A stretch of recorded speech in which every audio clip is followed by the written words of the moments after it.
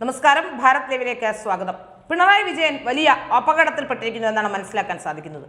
പിണറായി വിജയൻ ഏറ്റവും ഇഷ്ടമുള്ളത് മകൾ വീണ വിജയനെയായിരുന്നു.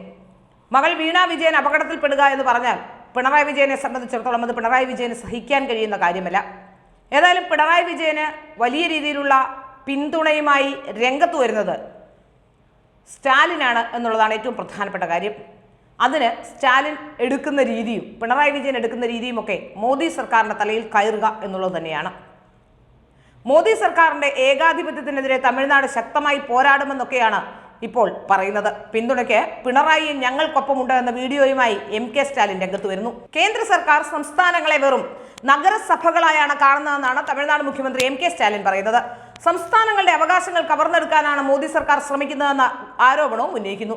ഇതിനെതിരെയാണ് കേരളത്തിന്റെയും തമിഴ്നാട്ടിന്റെയും പോരാട്ടമെന്നും സ്റ്റാലിൻ പറയുന്നു.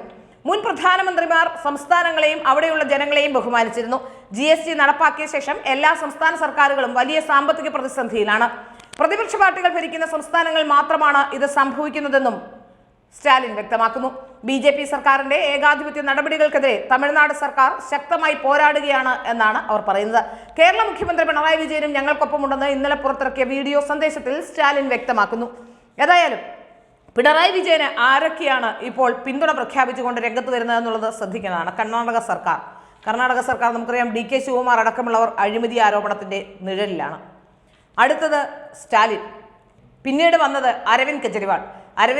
5 തവണ ED മദ്യനയ കേസുമായി ബന്ധപ്പെട്ട് അന്വേഷണത്തിനായി വിളിച്ചപ്പോൾ ചോദ്യം ചെയ്യലിന് പോലും ഹാജരാകാതെ ഒളിച്ചു കളിച്ചിരുന്ന അരവിന്ദ് കെജ്രിവാൾ ED കോടതിയെ സമീപിച്ചതോടെ അരവിന്ദ് കെജ്രിവാളിനോട് ചോദ്യം ചെയ്യലിന് ഹാജരാകാൻ പറഞ്ഞിട്ടുണ്ട്. അപ്പോൾ ഈ അഴിമതിക്കാരെല്ലാം ചേർന്ന്, അതായത് അഴിമതിക്കാർക്ക് എല്ലാവർക്കും പിന്നീട് പ്രശ്നമാകും എന്ന് അവർക്ക് മനസ്സിലാവുന്നത് കൊണ്ട് തന്നെയാണ് ഇവരെല്ലാം, ഈ അഴിമതിക്കാരെല്ലാം ചേർന്നുകൊണ്ട് പിണറായി വിജയനെ ഇപ്പോൾ സപ്പോർട്ട് ചെയ്യുന്നത് എന്നാണ് മനസ്സിലാക്കാൻ സാധിക്കുന്നത്. പിണറായി വിജയനെ സംബന്ധിച്ചിടത്തോളം സ്വർണ്ണക്കടത്ത് കേസിൽ പിണറായി വിജയനും മുഖ്യമന്ത്രിയുടെ ഓഫീസും അതുപോലെ തന്നെ ആരോപണ വിധേയരാണ്. മാസപ്പടി വിവാദത്തിൽ മകൾ വീണ വിജയൻ ആരോപണ വിധേയാണ്. പിണറായി വിജയനെ സംബന്ധിച്ചിടത്തോളം പിണറായി വിജയന്റെ ഒരു കുടുംബ പ്രശ്നം കൂടിയാണിത്.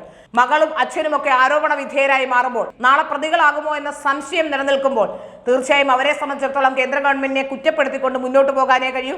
കേന്ദ്ര ഗവൺമെന്റ് തങ്ങളെ വലിയ രീതിയിൽ ബുദ്ധിമുട്ടുകയാണ് എന്ന വാദം ഉയർത്താനേ കഴിയൂ എന്നുള്ളത് നമുക്ക് മനസ്സിലാവുകയാണ്. നിർമ്മലാ സീതാരാമൻ പലവട്ടം പാർലമെന്റിലടക്കം പൊതുജനങ്ങളുടെ മുന്നിൽ പബ്ലിക് ഫംഗ്ഷനുകളിലൊക്കെ കണക്ക് നിരത്തിക്കൊണ്ട് പണമെല്ലാം കൊടുത്തു തീർത്തു, ഇനിയൊരു പണം കൊടുക്കാനില്ല എന്ന് പറയുമ്പോൾ വീണ്ടും സംസ്ഥാനങ്ങൾക്ക് പണം നൽകുന്നില്ല എന്ന് പറഞ്ഞുകൊണ്ട് ആരോപണം ഉന്നയിച്ചുകൊണ്ട് വരുന്ന തെരഞ്ഞെടുപ്പിനെ നേരിടാനുള്ള ഒരു നീക്കമാണ് പിണറായി വിജയൻ നടത്തുന്നത് എന്നാണ് മനസ്സിലാക്കാൻ സാധിക്കുന്നത്. ഒരുപക്ഷെ തെരഞ്ഞെടുപ്പിന് മുമ്പ് മകൾ ജയിലിലേക്ക് പോകേണ്ട അവസ്ഥ വന്നാൽ അതിനെ പ്രതിരോധിക്കാനും പിണറായി വിജയനെ കേന്ദ്രത്തെ കുറ്റം പറയുകയല്ലാതെ മറ്റു മാർഗമൊന്നുമില്ല. ജനങ്ങളുടെ ഇടയിൽ പിടിച്ചു നിൽക്കാൻ ഇനി അതുമാത്രമേ പിണറായി വിജയന് കഴിയുള്ളൂ എന്നാണ് മനസ്സിലാക്കാൻ സാധിക്കുന്നത്.